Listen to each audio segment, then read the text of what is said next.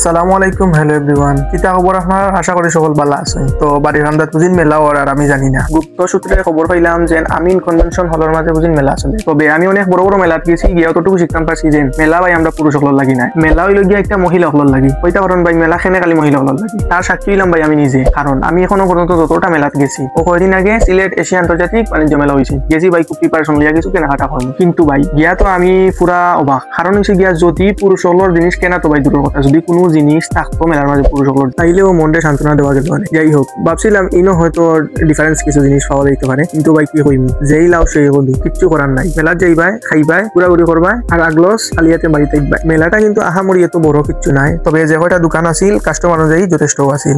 আর পণ্যর প্রাইজের ব্যাপারে যদি আই, আসলে প্রাইসটা অনেক বেশিও আছিল। মানুষ ভাই মেলার যায় মোটামুটি একটু কম প্রাইজের মাঝে জিনিস কেনার লাগে, কিন্তু ইনো দেখা যায় পণ্যর প্রাইসটা অনেক বেশি হওয়ারও কারণ আছে অবশ্য।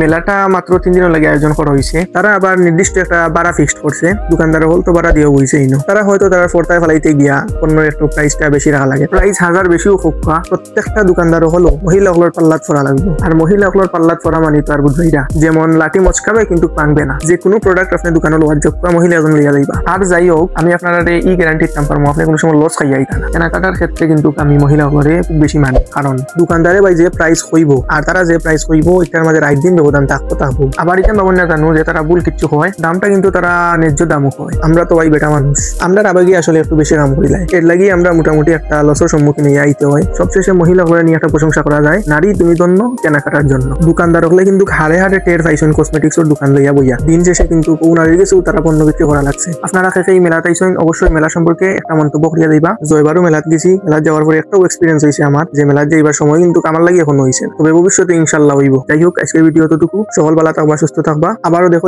নেক্সট কোনো ভিডিওতে, নেক্সট কোনো প্লেসে। আসসালামু আলাইকুম।